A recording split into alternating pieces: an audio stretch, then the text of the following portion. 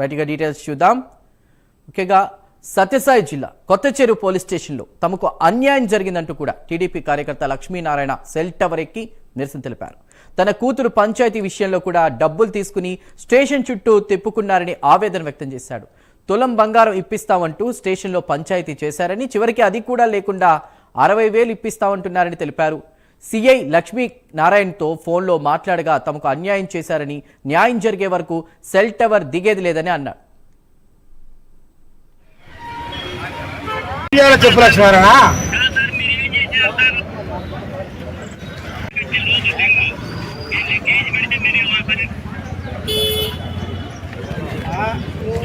చెప్పేది మంచిగా నీ బంగారు నేను ఇప్పిస్తాను రా అన్న.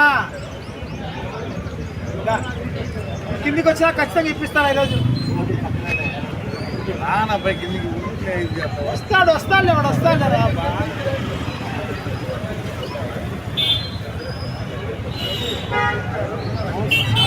చెప్పు లక్ష్మారాయణ.